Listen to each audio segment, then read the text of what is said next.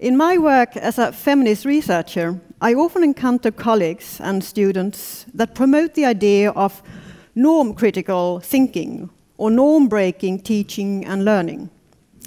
Today, actually, it is also a concept found in many other contexts outside the academic one. But it originated in the mid-90s within the academia. Today, it has even merged into new versions, such as norm creativity. Usually, however, I work with critical policy analysis. And the last few years, I have even found the concept in policy material, as well as among business consultants, politicians, and, well, here at TEDxUmeå.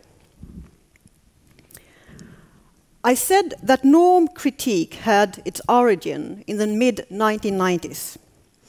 But back then, it was quite limited to a small academic branch dominated by minority feminists, mainly black feminists and lesbian feminists, who were tired of being limited to conduct research only on their own group.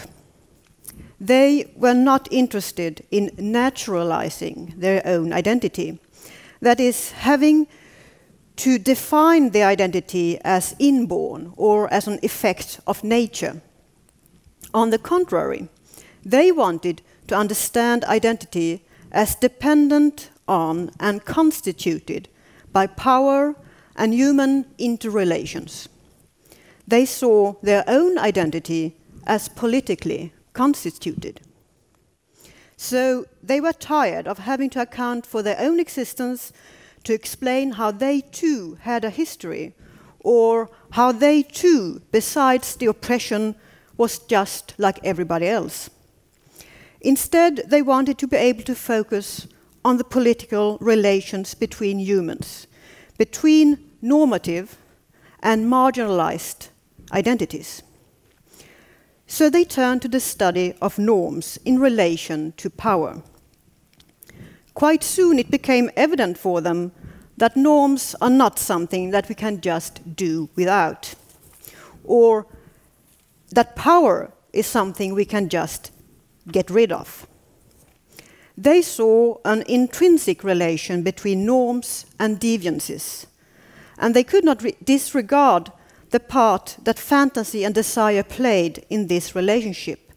Among feminists studying sexuality, this conclusion could look like this. And this is a quote from the perhaps most famous feminist within this field, Judith Butler. So they thought it more efficient and more interesting to put the spotlight away from themselves and instead try to understand our mutual need for both norms and deviations, ideals and digressions. Within queer theory, this became a way to study that which is called heteronormativity. Within feminism, it became a way to take in account the role of masculinity and male norms as constituting its supposed opposite, the woman. And within critical race studies, the concept Orientalism served a similar purpose. So when I wrote my thesis in the beginning of the 2000s, I studied how public policies regarding homosexuality reproduced both heterosexuality and homosexuality as natural and non-political identities. And I showed how both identities, both the normative and the marginalized, were dependent on each other. Indeed, how the very sexual desires themselves were dependent on each other.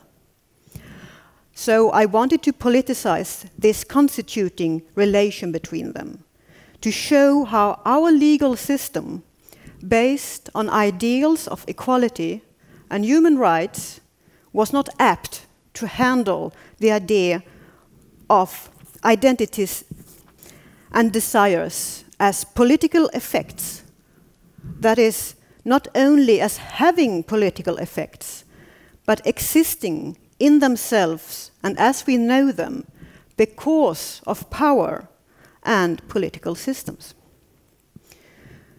Today, norm-breaking teaching is often presented as a two-folded process. First, the normative group supposedly needs knowledge about the marginalized group. This knowledge is guarded by researchers and is about political effects. The problems this group has with discrimination, violence, lack of representation in media, politics, and so on. And these are, of course, all important things to know. But another knowledge is also seen as required, that of the marginalized group's naturalness. Only if defined as natural, not as an effect of power, can the marginalized group be seen as non-threatening, as equal to the norm. Now, both sexuality and gender are good examples of this. Why?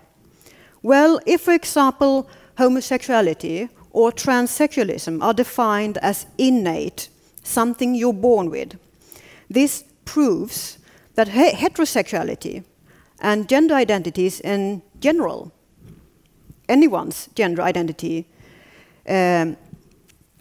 is natural, something innate, something you're born with. Both the norm and the deviant become natural and stable categories that have nothing to do with power or politics in themselves. So the only problem then remaining, according to this, is how the norm regulates the deviant. So hence the focus on discrimination and inclusion in most norm-critical teaching, rather than on actual structural changes. The second part of norm-breaking teaching and learning is about looking at the normative and the reproduction of what is considered normal. Usually this can be presented like this. Just one example. I'll just read a short part of it. Knowledge about norms, how norms and power work, is also needed to be able to fundamentally change society. To work norm critically implies to see how norms are bound up with different power structures, and so on. So how is this different from the initial feminist and queer approach that I talked about before? Well, there is a connection between norms and power being made here, but there is no connection between the deviant and power. The mutual constituting need of each other is not there. There is no recognition of how the normative defines itself in relation to the deviant, and equally important, how the deviant defines itself in relation to the normative, and that they are both part of the same power structure, only positioned on different levels.